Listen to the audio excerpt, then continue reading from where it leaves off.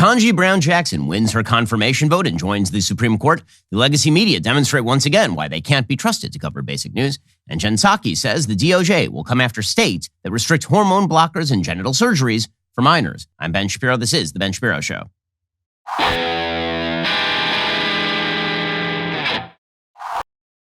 The Ben Shapiro Show is sponsored by ExpressVPN. I talk about them every single show. Why haven't you gotten a VPN yet? Get ExpressVPN right now at expressvpn.com/Ben. Speaking of which, you need one. You need a VPN. And the reason you need a VPN, so many people want your internet data. That includes hackers.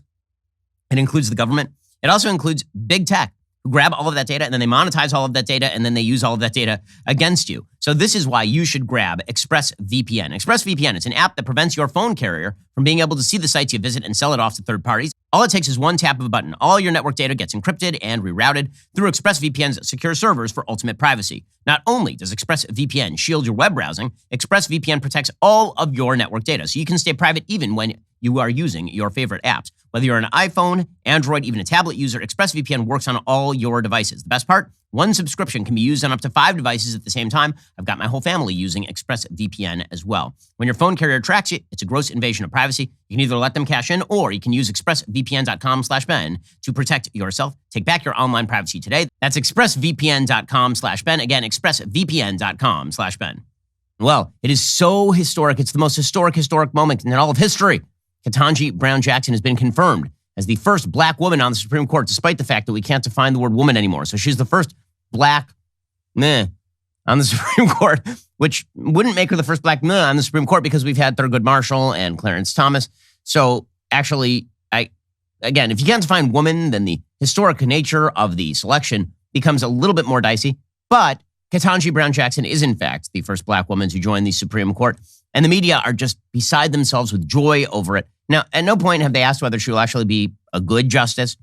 At no point have they really asked whether her judicial philosophy merits her being on the highest court in the land. The truth is that left-wing judicial philosophy really does not merit anyone being on the highest court in the land because it runs directly counter to the role of the judiciary.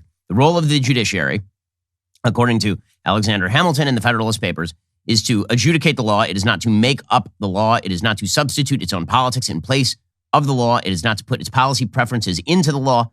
The role of the judiciary is separate from the role of the legislature. The left does not believe this. The left believes that the judiciary is basically a bunch of very wise leftists who get to do whatever they want to the law and torture the Constitution until it spits out, until it finally rats out all of their policy preferences. You just torture it hard enough. You just throw it on that table and you put the torture machine to 1,000, like the man in black in Princess Bride. Eventually, out will come screaming Roe versus Wade. This is the idea of the Supreme Court, according to the left. Ketanji Brown Jackson is an advocate of that particular belief system. She sort of pays homage to textualism or originalism. She suggests the original meaning of the Constitution matters to her. I've seen no evidence that this is, in fact, the case. Nonetheless, the Senate voted 53-47 to confirm Ketanji Brown Jackson as the 116th Supreme Court Justice on Thursday, according to the Wall Street Journal, making history in diversifying the bench while leaving unchanged the conservative tilt of a court tackling such hot-button issues as abortion rights and race in college admissions. Now, again, she's not making any sort of history in diversifying the bench in terms of ideology. There's already several justices on the Supreme Court, and the one she's replacing, Justice Breyer, who are very far to the left. When they say making history diversifying the bench, they mean that she has particular intersectional qualities that supposedly contribute to the judiciary, the nature of the judiciary. Again, I'm hard-pressed to see why that should be the case. Judge Jackson, 51 years old, will be the first black woman to join the Supreme Court, fulfilling a pledge made by President Biden at a pivotal moment in the 2020 Democratic presidential race, a decision that allies credited with reviving his campaign. Okay, now this is just a wild overstatement. The idea that because he said that he'd pick a black woman for the Supreme Court, this is what got him the nomination. No, what got him the nomination is that Jim Clyburn looked at Bernie Sanders and went, that guy? That old kooky socialist nutbag? And then he decided to endorse Biden. And if Biden had not picked a black woman for the Supreme Court or said that he was going to, that would have had no impact on Jim Clyburn's pick. Nonetheless, according to the Wall Street Journal, the thin margin of Thursday's vote and some contentious exchanges during Judge Jackson's hearing underlined how partisan the confirmation process has become. I'm just amused by the media and their take on the Ketanji Brown Jackson hearings. These hearings were pretty smooth. She was asked some pretty obvious questions about her sentencing practices in the past. She was asked some questions about the fact that she sits on the board of a school that has a bunch of radical books that are assigned or in the library. None of this is out of bounds. The fact that the media have decided that this particular hearing demonstrates how polarized we are after we had the hearings for Judge Brett Kavanaugh, in which he was accused of gang rape by the Democrats and asked about boofing in his high school yearbook. Like, this is where you're drawing the line in terms of offensive judicial hearings, guys? Yeah, I don't buy it. But again, this is how the media play it.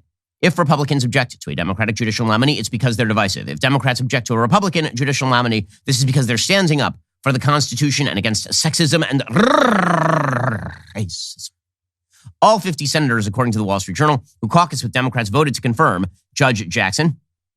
So did several Republicans, including Mitt Romney of Utah, Susan Collins of Maine, and Lisa Murkowski of Alaska. They said while they don't expect to agree with all of Judge Jackson's decisions, they believe she had the qualifications and temperament for the job. Again, qualifications and temperament are such kind of silly terms for what it means to be a judge.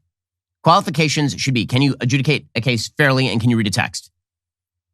People on the left cannot do either when it comes to judicial confirmations. They pick people who refuse to read text and who cannot do their job fairly because they wish to, again, impose their ideology on everyone. And when it comes to temperament, judicial temperament typically means that you remove yourself from the conflict to the extent that your own policy preferences don't play a role. If you want to go back to judicial temperament all the way back to the Bible, it talks specifically about picking people of good character who are not going to be bribed by the rich or going to be cudgeled emotionally by the poor. The idea is that you're supposed to judge fairly in each case without reference to who the people are before you. This is something that people on the left really don't agree with when it comes to how the judges should act. They believe that the judges should basically take the most sympathetic case for their side and then adjudicate along those bases. Republicans who opposed her confirmation focused on her judicial philosophy and sentencing record. So I love this. So people who voted in favor of her focused on qualifications and temperament, both of which are fungible terms. And Republicans instead focused on her judicial philosophy and sentencing record. You mean like what she thinks and what she has ruled in the past. And this is now considered very, very bad. Senator Mitch McConnell, the minority leader, he says that Joe Biden has let the radicals run the show. And this is how you end up with Judge Ketanji Brown Jackson, who has ruled like a leftist because she is a leftist. President Biden was elected on the promise that he would govern as a moderate and unite the country. He insisted the radical left would not be calling the shots on his watch. But when it came to one of the most consequential decisions a president can make, a lifetime appointment to our highest court, the Biden administration let the radicals run the show. Well, that obviously is true, but the Biden administration has let the radicals run the show all the way along. And this does raise the real question as to why people like Mitt Romney. Susan Collins, I understand. She's from a swing state, right? Susan Collins is from Maine, so you understand it. Lisa Murkowski has been in the Senate for quite a while, and her position in the Senate has always been the same. She was sort of a John McCain swing vote. Mitt Romney is from the reddest state in America. He ran for president on the 2012 Republican ticket. I see no excuse for Mitt Romney not only voting for this judicial nomination, I see no excuse for him giving it a standing ovation. I'm getting extraordinarily tired of Republicans and conservatives doing this routine where every time somebody wins a high position, is either elected to it like Barack Obama or is selected to it like Ketanji Brown Jackson, then confirmed, and this person happens to embody a philosophy that is antithetical to everything conservatives believe, they still stand up and they applaud the historic nature. Oh, the historic nature. Who cares? I mean, truly, who cares?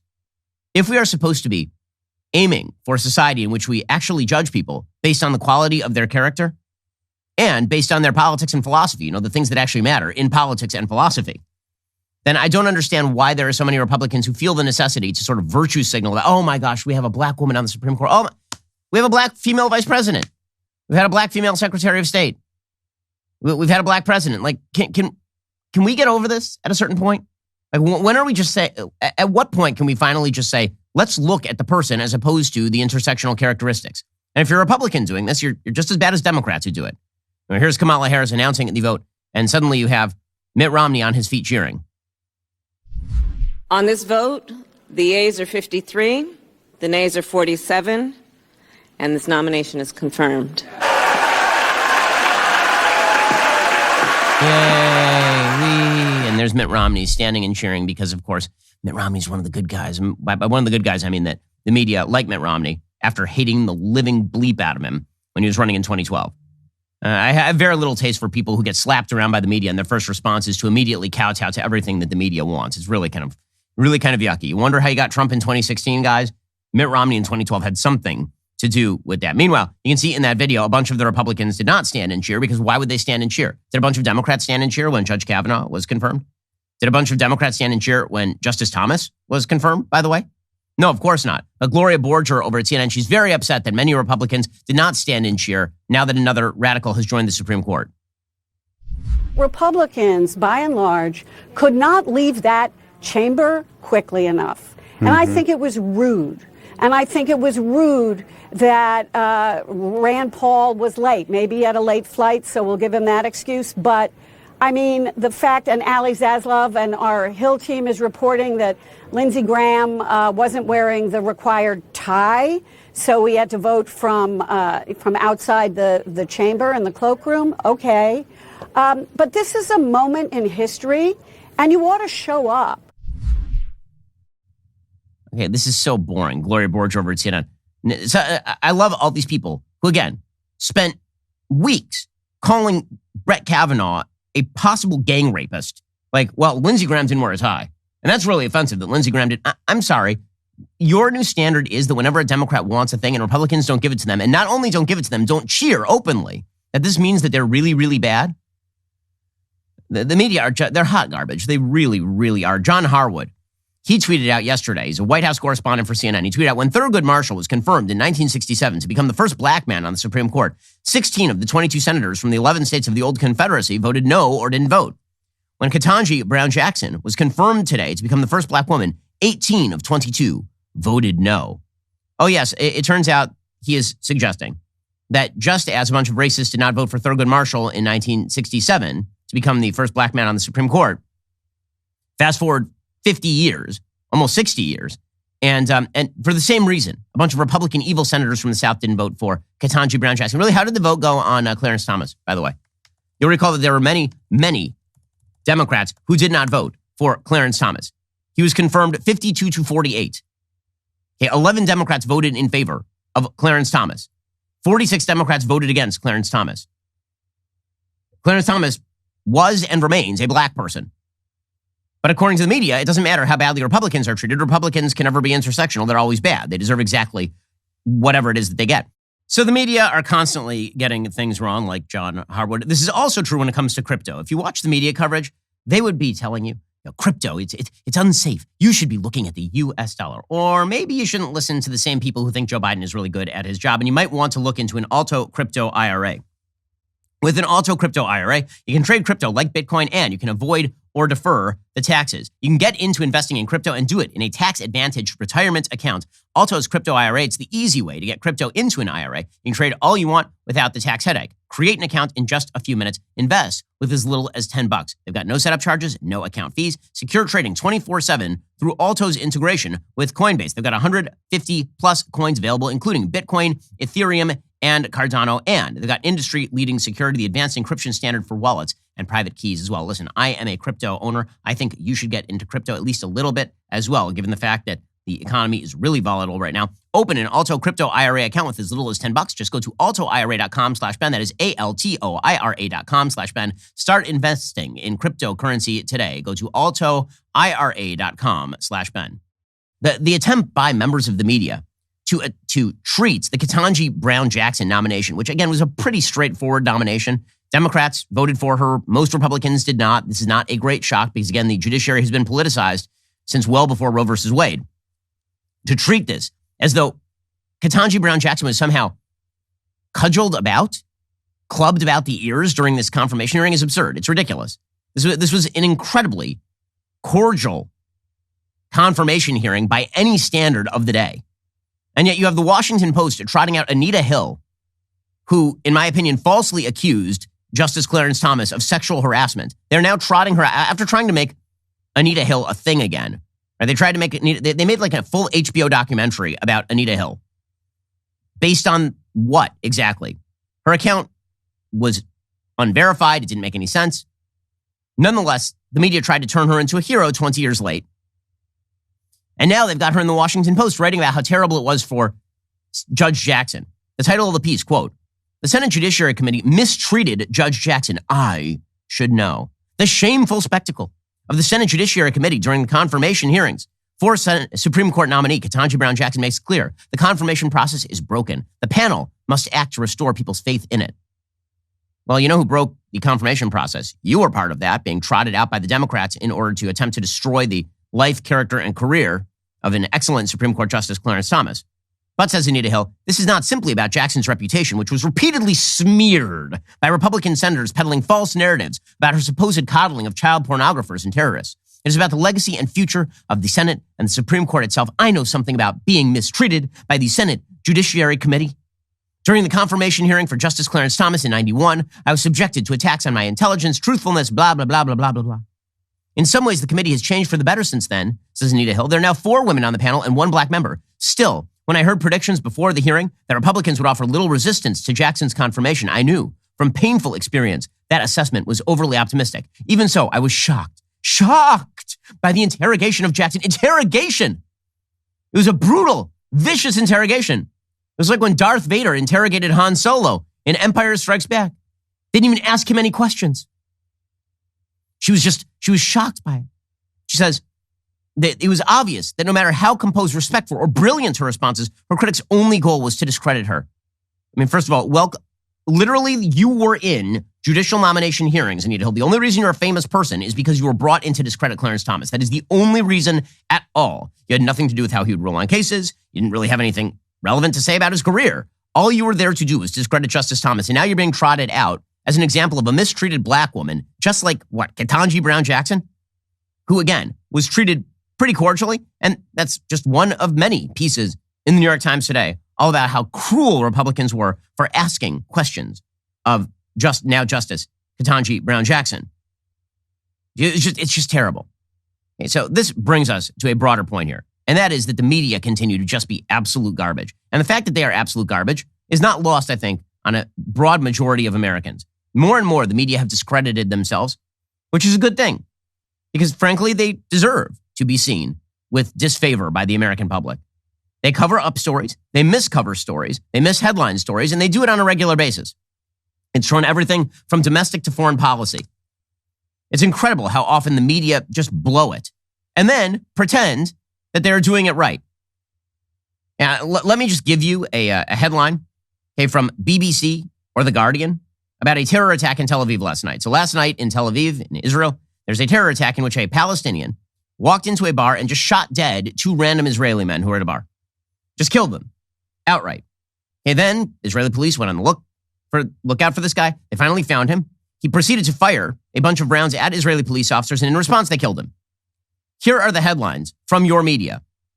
Quote, this is Reuters. Israeli forces shoot dead Palestinian after Tel Aviv bar attack. I feel like you're missing some crucial context there, like the fact that this is the guy who perpetrated the attack and fired on police. They didn't just go and shoot a random Palestinian. Here's The Guardian. Israeli forces kill Palestinian after Tel Aviv shooting leaves 2 dead. Okay, just to make clear, this is a Palestinian terrorist who murdered 2 Israelis in cold blood, and the Israelis then killed him. But it's moral equivalence. From BBC News, Israel, Palestinian gunman killed after deadly attack at Tel Aviv bar. What was the deadly attack? What was the deadly attack? It's just pretty incredible. Okay, but this is how the media treat things. Okay, so there was this disinformation conference over at the University of Chicago yesterday. And it went very, very poorly for members of the media because there were 2 college freshmen from a conservative publication called the Chicago Thinker. And they proceeded to ask these very famous members of the media pretty basic questions about why the media are so bad at their job. And these members of the media had really no answers at all. So as you'll see, there were a couple of different college freshmen who got up and basically just humiliated a variety of journalists on the stage. So Anne Applebaum, who's actually written some really good stuff about the Stalin era. She wrote a great book called Gulag about the Gulag system in Russia, but now has become sort of a wild leftist who spends all of her time bitching and moaning about Trump and the Republicans. She's sitting with David Axelrod. Again, bias in the media gang. Here's David Axelrod, the former chief of staff to Barack Obama, talking about disinformation in the media. And a college student asks her a pretty simple question about Hunter Biden's laptop, and she's got nothing. Amazing. Thank you. Thank you for doing this. Really appreciate it. I'm Daniel Schmidt. I'm a freshman at the University of Chicago. My question is for Ms. Applebaum. So in 2020, you wrote, "Those who live outside the Fox News bubble do not, of course, need to learn any of the stuff about Hunter Biden," referring to his laptop, of course. A poll later after that found that if voters knew about the content of the laptop, 16% of Joe Biden voters would have acted differently. Now, of course, we know a few weeks ago, the New York Times confirmed that the content is real. Do you think the media acted inappropriately when they instantly dismissed Hunter Biden's laptop as Russian disinformation? And what can we learn from that in ensuring that what we label as disinformation is truly disinformation and not reality? I mean, my problem with Hunter Biden's laptop is I think totally irrelevant. I mean, it's not whether it's disinformation or, I mean, I don't think the Hunter Biden's business relationships have anything to do with who should be president of the United States. So I don't find it to be interesting. I mean, that would be my problem with that as a major news story. Okay, so it's not a major news story if Ann Applebaum finds it not to be interesting. Business relationships with foreign countries for a bagman for the Biden family. Completely uninteresting. So what does it matter?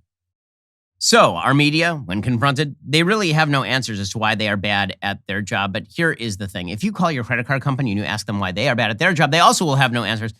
You're probably paying too much on your credit card right now. Once you get into credit card debt, it is very, very difficult to get out. And this is what the credit card companies rely upon. Instead, why not try consolidating your credit card debt with Lightstream? Their credit card consolidation loan can help you pay off those credit cards fast and keep more money in your pocket in the process. Lightstream makes the process really simple. You can even get your money as soon as the day you apply. A lot of people don't realize this, but credit cards can have awfully high interest rates. Even if you got excellent credit, your APR could be 20%, 30%, even higher than that. Stop overpaying. Take control of your finances with Lightstream. Lightstream believes people with great credit deserve a great rate, and that is just what they give you. Loans range from $5,000 to $100,000, and you can roll your cards into one low payment at a fixed rate as low as 5.73% APR with autopay and excellent credit, which is way lower than most credit cards. Just go to lightstream.com/Shapiro. Apply now to get a special interest rate discount and save even more. That's lightstream.com/Shapiro. Subject to credit approval, rates range from 5.73% APR to 19.99% APR, including 0.50% autopay discount. Lowest rate requires excellent credit. Terms and conditions apply. Offer subject to change without notice. Visit lightstream.com/Shapiro for more information. And this is not the only person who just got finished on the stage.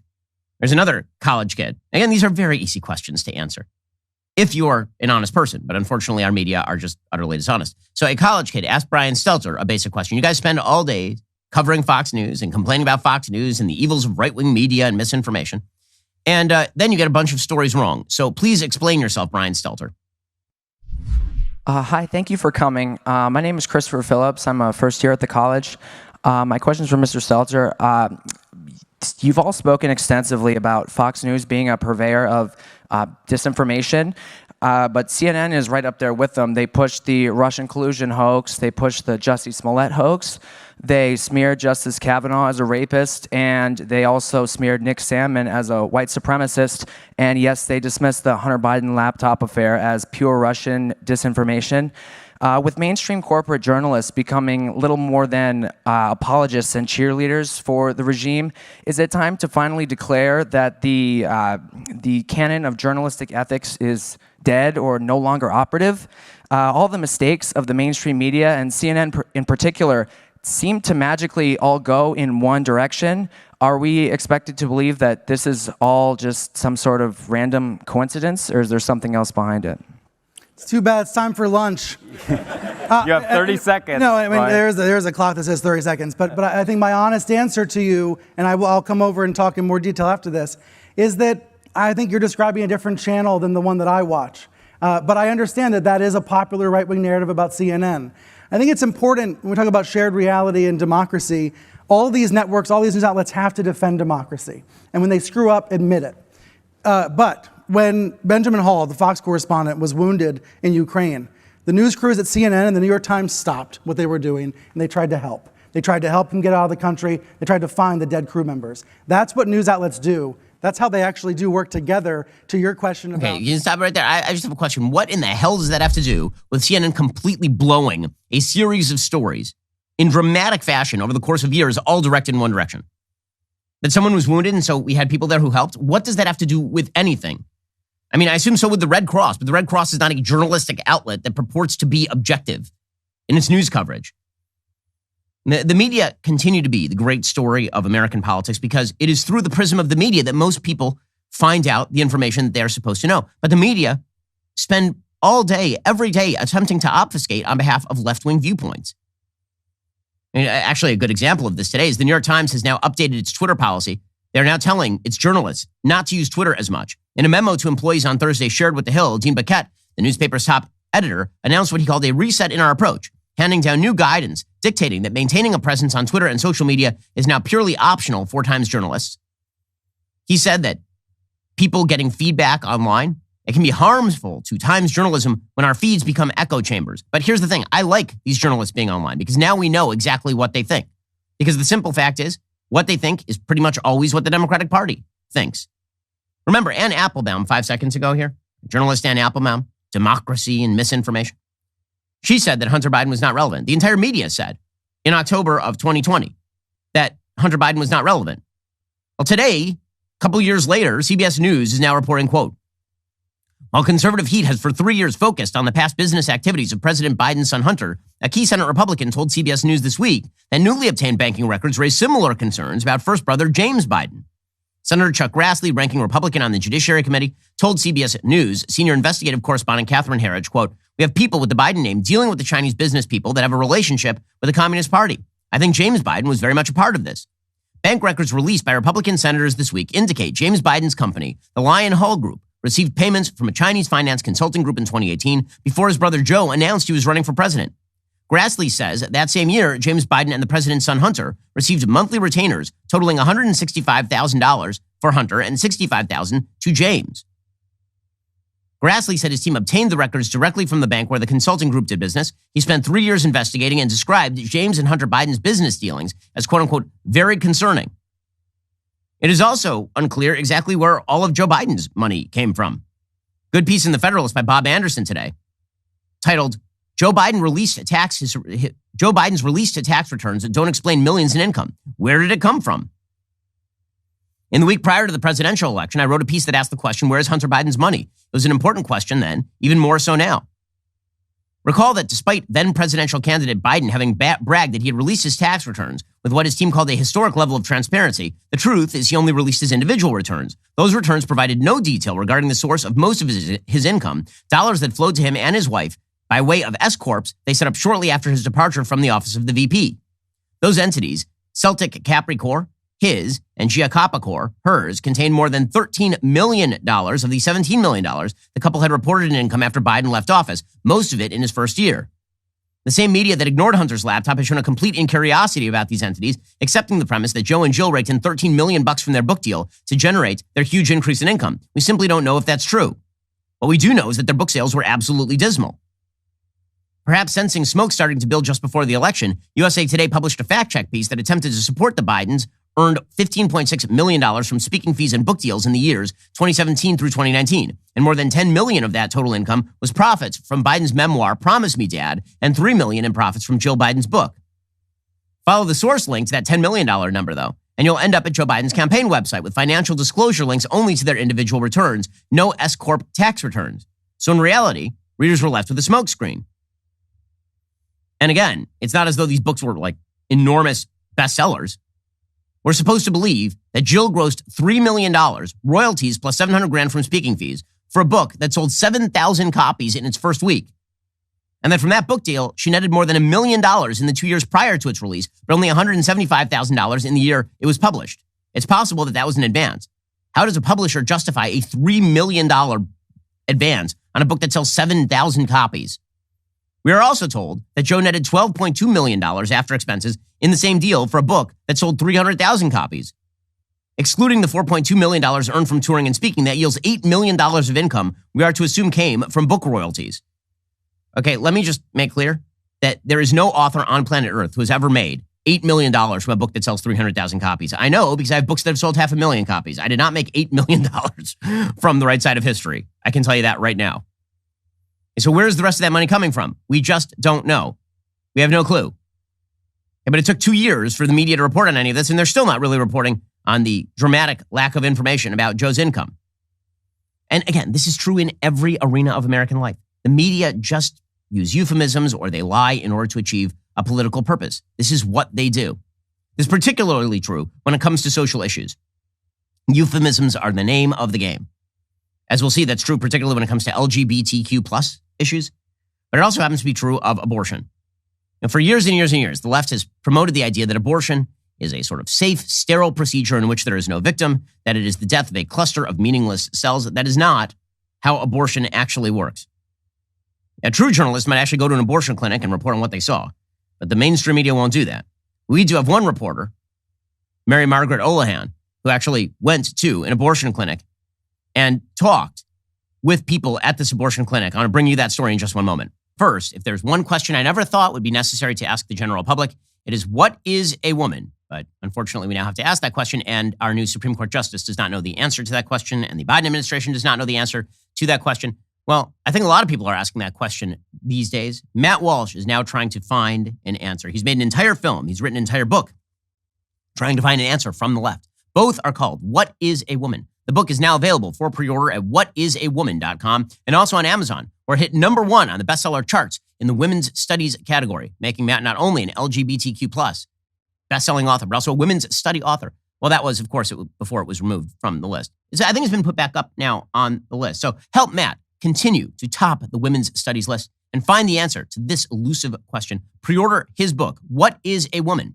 At whatisawoman.com or on Amazon. You're listening to the largest, fastest growing conservative podcast and radio show in the nation.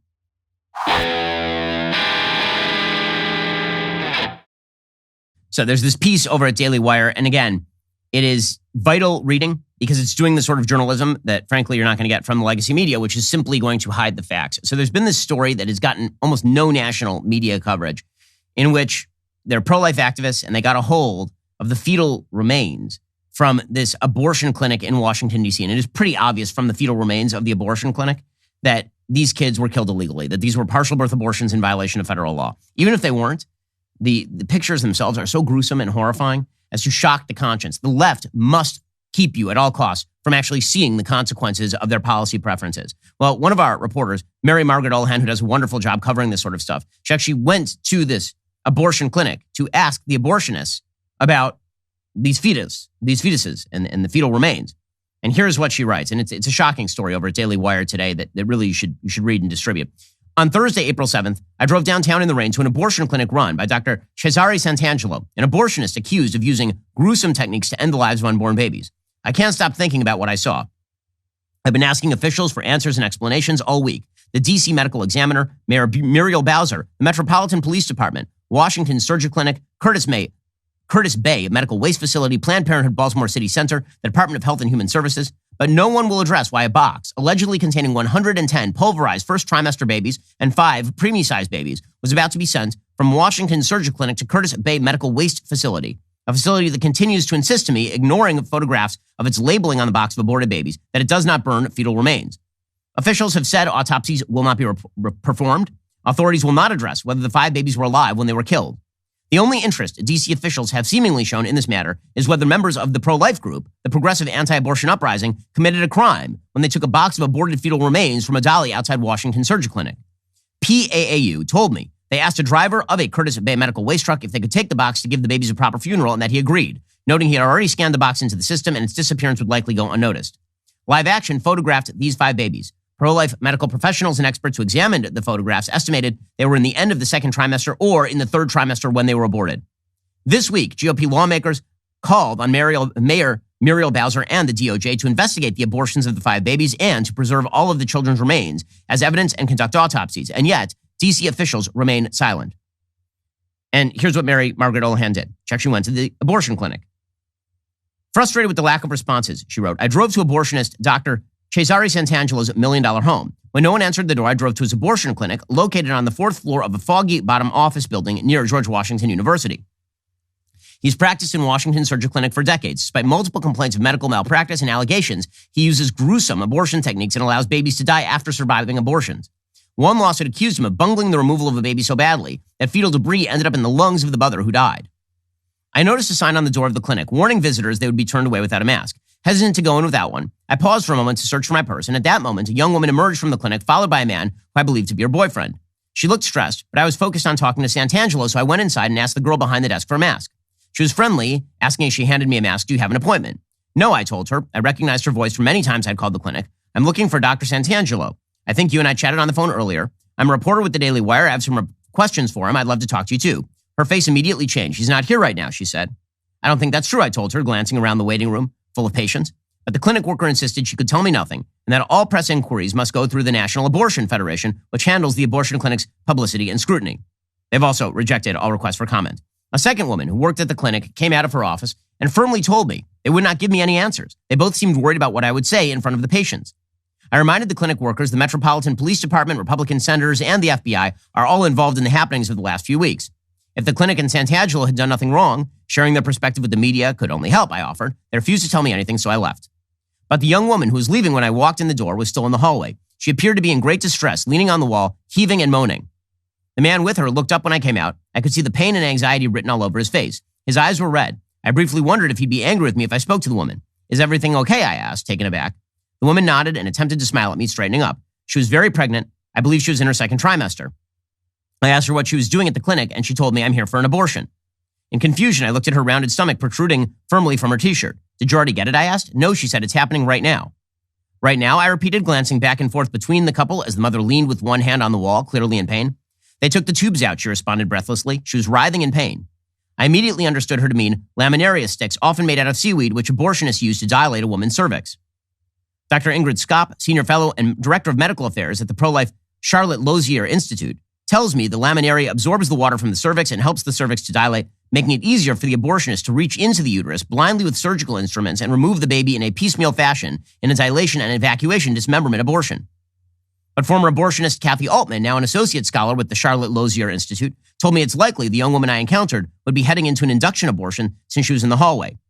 If she were going to be having a D&E, the doctor would take the laminaria out at the beginning of the procedure while she was still in the stirrups. In such an induction abortion, the doctor usually injects the baby with digoxin or potassium chloride when he puts the laminaria in and waits a day or two for the baby to die before inducing the abortion. But the baby doesn't always die, Altman told me, and if the doctor does not reach in and cut the umbilical cord before the baby is induced, that baby can be born alive. Since I have become all too familiar with these types of procedures, says Mary Margaret Olahan, the thought that the young woman I saw was about to undergo these types of abortions flashed through my mind as I stood there in the hallway. I also thought of the recordings I had just carefully watched, purportedly showing Santangelo admitting he has had patients who still delivered their babies after the abortionist inserted the laminaria to dilate them. He said in one recording taken by an undercover live action activist, quote, they got some contractions, they panicked. They were in Virginia at the hospital. They went to the hospital because they had some pain instead of calling me. At the hospital, they helped them to deliver, which was the stupidest thing they could have done. As I stood in the doorway, before I had an opportunity to speak to the young woman or even process what was going on, the abortion clinic worker stuck her head out the door. Don't talk to her, she yelled at the woman and man beside me. Come inside, come inside. She doesn't want you to talk to me because I'm a reporter, I told the couple. They didn't seem too concerned about this, but as the woman continued to order them inside, shouting over me, they began to go. I urged them to reach out to me through the Daily Wire if they wanted to talk. The woman nodded. The door closed behind them. I stood in the hallway a moment, bewildered by the brief interaction. Then I got in the elevator, went down to the lobby and out into the rain, overcome by the thought that the woman upstairs in so much pain and distress was aborting her unborn baby. Okay, unfortunately, this is the sort of stuff that actually happens at these abortion clinics. And when you read the record on this particular abortionist, it is hideous. But the media won't report this sort of stuff because they are fully invested in the idea that abortion is a great human right. And so they continue to avoid the actual procedures that take place, the consequences of those procedures. And this is true on virtually every major issue. Pretty much every major issue. And it's particularly true, again, when it comes to social issues, which means that members of the Democratic Party continue to take more and more extreme views on these social issues, which brings us to Jen Psaki. So the White House has now announced that they are going to sic the DOJ on any state that bans the cutting off of healthy body parts from minors on behalf of the phantasmic notion that boys can become girls and girls can become boys. According to the White House, sex reassignment surgery, again, a euphemism, the cutting off of healthy penises and testicles from young boys, and the formation of false testes and penises for young girls, and the removal of their healthy breast tissue, and the removal of their uterus and ovaries, that all of this is best practice, according to this White House. Okay, the reason that I spell out what happens in these procedures is because, again, euphemisms are the name of the game when it comes to the media, when it comes to the Democratic Party. So here's Jen Psaki yesterday announcing that puberty blockers, hormone therapy, again, another euphemism, the injection of hormones that stop the puberty development of young girls and young boys and can have permanent side effects, and if used over long periods of time, can end in sterility, that this is in fact best practice for people who may or may not even be suffering from gender dysphoria, according to this White House. This is hideous stuff. Here is your very radical White House explaining. Every major medical association agrees that gender-affirming healthcare for transgender kids is a best practice and potentially life-saving. All of this begs an important question. What are these policies actually trying to solve for? LGBTQI plus people can't be erased or forced back into any closets, and kids across our nation should be allowed to be who they are, without the threat that their parents or their doctor could be imprisoned simply for helping them and loving them. What an unbelievable euphemism gender-affirming healthcare is. It is sex-denying surgery, sex-denying hormone replacement therapy. That's what it is. Gender-affirming healthcare, gender is a made-up concept about what is going on in your mind. And so we have to chop off healthy body parts from teenagers based on bad science. Because let's be real about this. The science is not there that there's long-term beneficial health effect to doing these things, especially when, again, you don't have a firm diagnosis before a lot of this stuff is done of even gender dysphoria. In many cases, desistance would actually be the natural outcome of leaving people alone.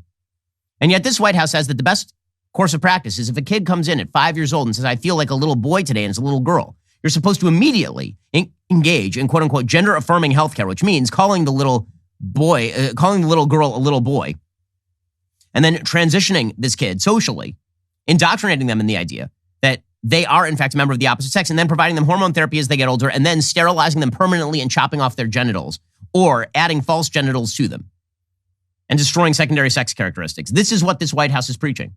And this is because, again, the media engage in euphemistic practice all the time. According to Psaki, she says, quote, Alabama's lawmakers and other legislators who are contemplating these discriminatory bills have been put on notice by the Department of Justice and the Department of Health and Human Services that laws and policies preventing care that health professionals recommend for transgender minors may violate the Constitution and federal law. The Constitution. Yes, indeed. When they wrote the 14th Amendment in the immediate aftermath of the Civil War, what they actually meant was you have a right to allow a minor to chop off their genitals. This is precisely what they mean.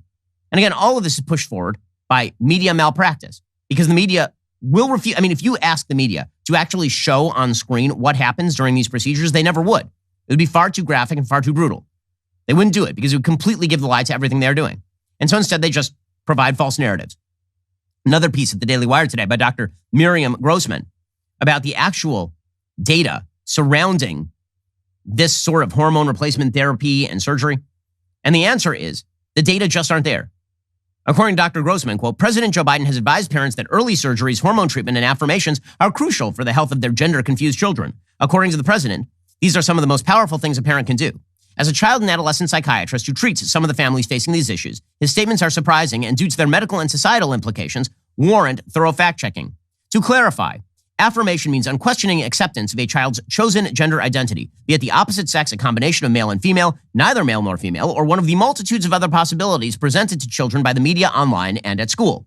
This means abandoning the use of a child's given name and the pronouns consistent with their biology and replacing them with the name and pronouns they've picked, permitting them the clothing and hairstyle of their choice, allowing girls to bind their breasts and boys to tuck their penises and testicles, facilitating the use of the opposite sex restrooms, participation in opposite sex sports teams, and so on.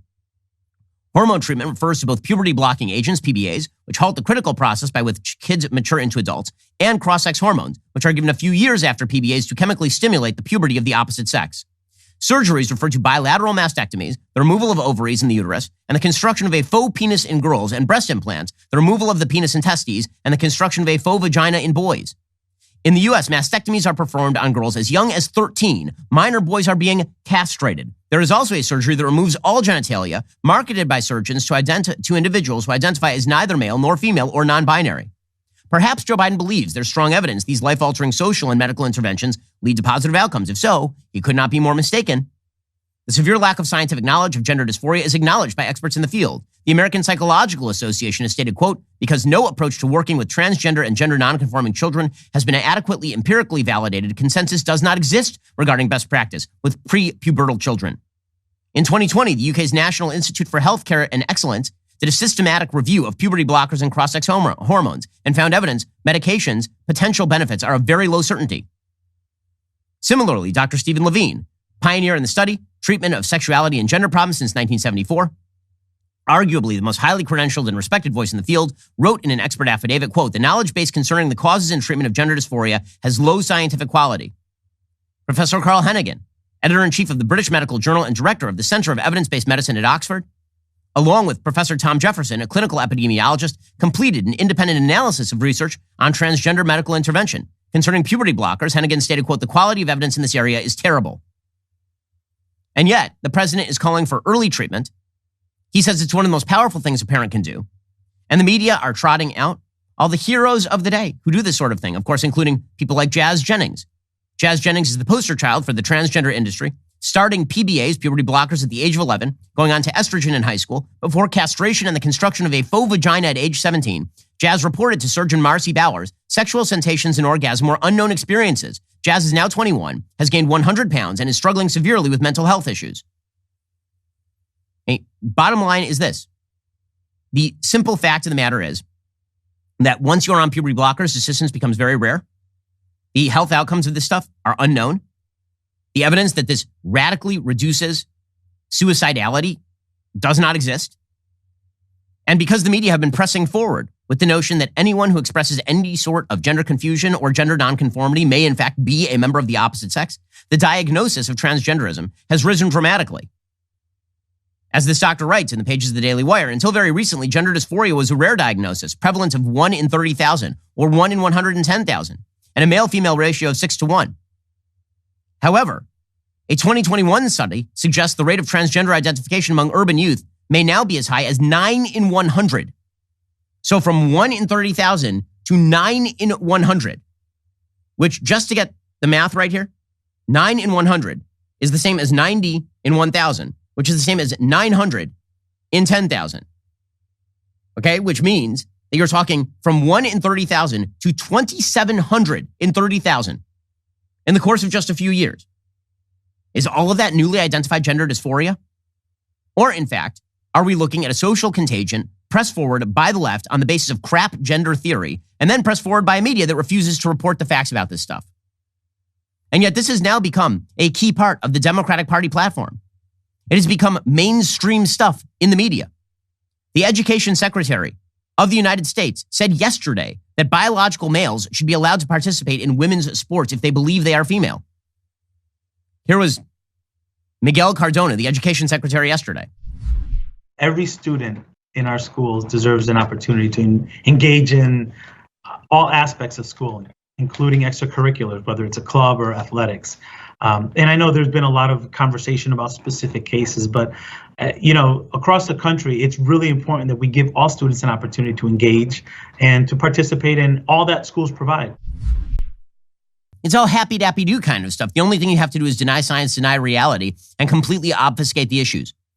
Meanwhile, in New Jersey, the entire media very upset that Florida has decided you're not allowed to indoctrinate kids in the bullcrap known as gender theory. They're not allowed to do this. From K to 3. And the entire left says, how dare you do this? It's just terrible. It's just terrible. How could you do this? How could Florida do this? They're saying, don't say gay. How dare they do all of this? And it's not even relevant, say the left. And why would you even do this? We're not doing this at school. No, you are doing this at school. You are clearly doing this at school. According to the new 2022 New Jersey State Sexual Education Guidelines, they now include gender identity instruction for elementary schoolers. One lesson plan, purple, pink, and blue, according to Fox News, instructs teachers to talk to first graders about gender identity. The first objective is to have the students be able to define gender, gender identity, and gender role stereotypes.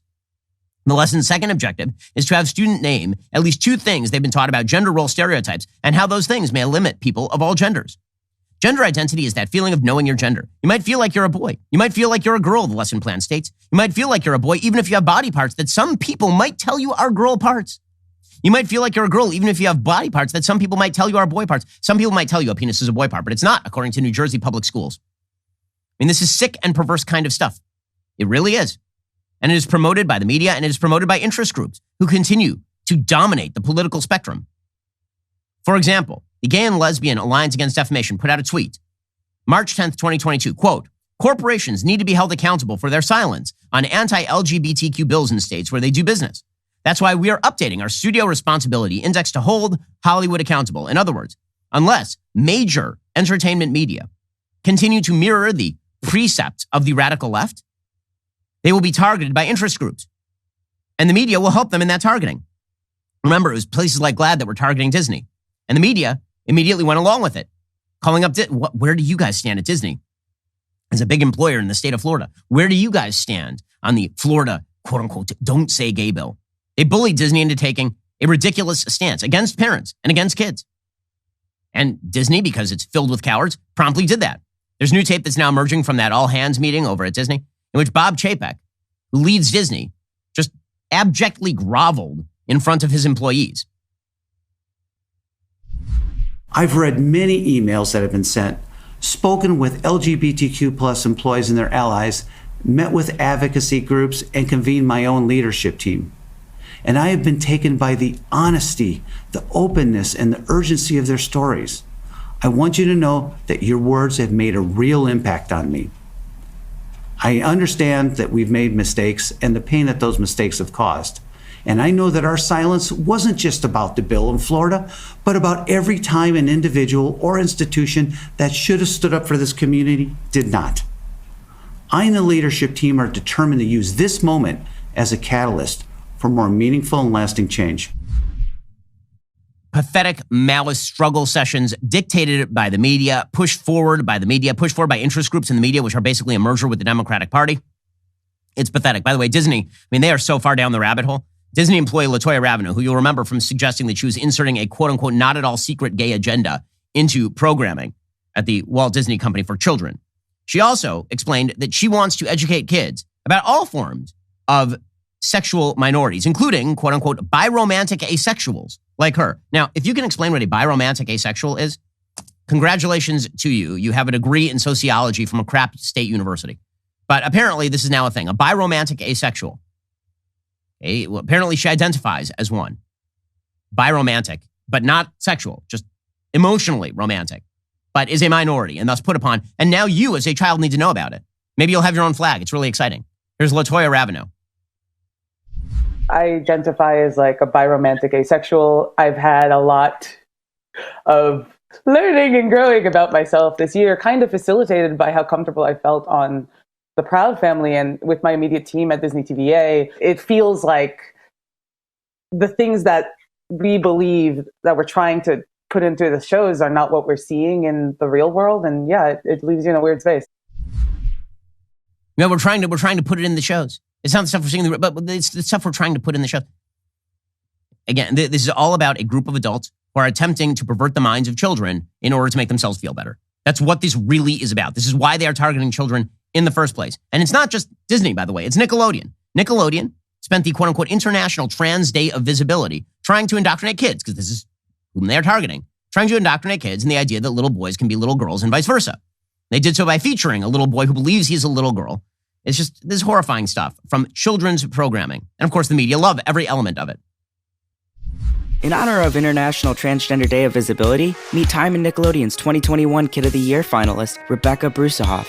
Growing up in the LGBTQ plus community has given me a different perspective on how I see the world. Trans kids are so much more than their gender identity, and it's so important for people to listen to kids. I wish for a world where everyone can be lifted up and celebrated. So today, and every day, we celebrate those who are helping others realize that everyone should be proud of what makes them who they are.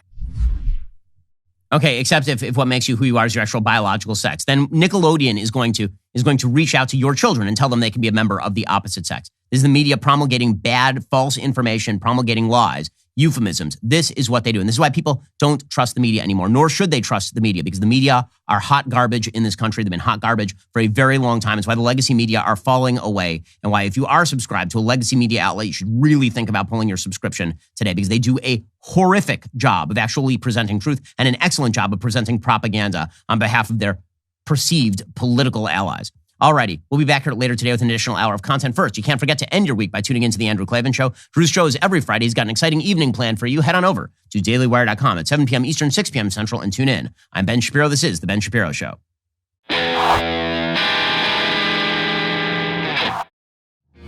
The Ben Shapiro Show is produced by Elliot Feld. Executive producer Jeremy Boring. Our supervising producer is Mathis Glover. And our production manager is Pavel Wydowski. Associate producer Bradford Carrington. Editing is by Adam Sayevitz. Audio is mixed by Mike Coromina. Hair and makeup is by Fabiola Cristina. Production assistant Jessica Crand. The Ben Shapiro Show is a Daily Wire production. Copyright Daily Wire 2022. Hey everybody, this is Andrew Klavan, host of The Andrew Klavan Show. You know, some people are depressed because the republic is collapsing, the end of days is approaching, and the moon's turned to blood. But on The Andrew Klavan Show, that's where the fun just gets started. So come on over to The Andrew Klavan Show and laugh your way through the fall of the republic with me, Andrew Klavan.